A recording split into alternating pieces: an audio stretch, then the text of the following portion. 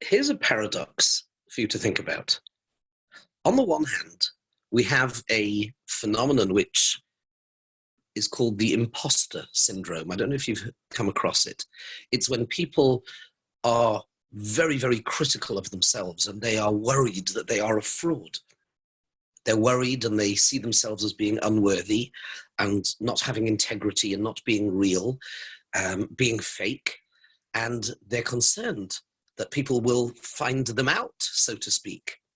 In other words, the human being has the ability to be very, very self-critical and to be so focused on MS that they're really worried that maybe they're not being truthful. And sometimes that can be unhealthy, that is true. One of the most beautiful manifestations of this is one of my favorite stories. The Satmar Rebbe Zechron Livracha was once at a chasana, and there was a badchan, somebody who was paid to make litzanos, I suppose, to make jokes and to make everybody laugh. And he was a wonderful mimic.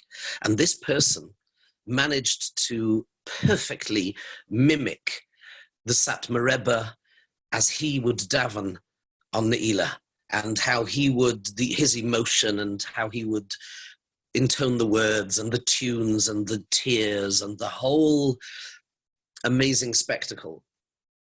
And he copied him to a T. And the Satmar Rebbe was present. And all of a sudden the Satmar Rebbe burst out crying. And the fellow who'd been doing this, Litzanos the Badchan, was really concerned. He was worried. He's blown it. He has upset one of the Gedolei Yisrael. He thought what he was doing was okay, and he was worried maybe he's overstepped the boundaries of what is considered appropriate, light-hearted fun.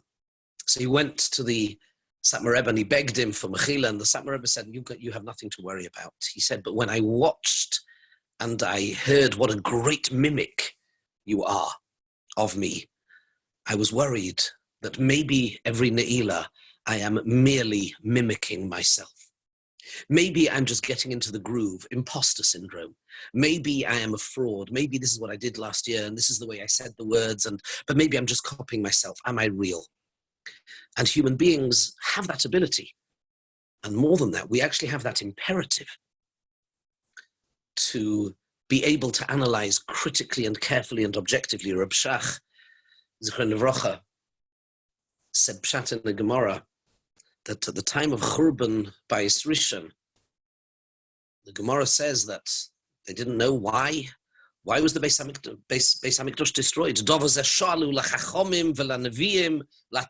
They asked Chachomim, prophets, Neviim, v'loi pirushuha. Nobody could work out what was so terrible that the Beis Hamikdash had to be destroyed, until finally HaKadosh Baruch Hu himself came along and said, because they hadn't the right attitude towards Torah. In other words, this was something incredibly subtle. This was something very deep.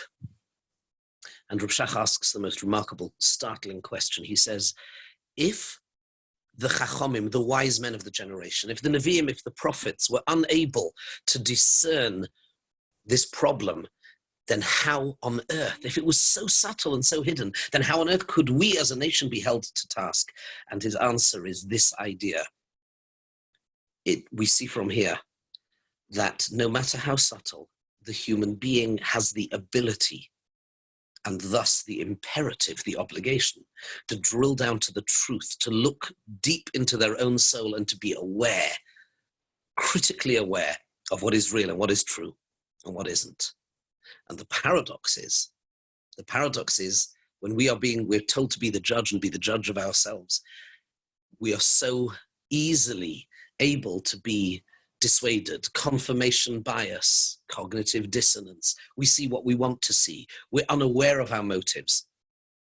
And yet, we have the ability to absolutely get it right, to connect to the truth in a way that is deeper and more real than even the Chachomim and the Nevi'im can see and can perceive.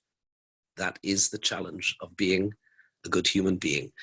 Imposter syndrome and confirmation bias. We have these two sides to it, and we have the ability and therefore the obligation to judge ourselves correctly.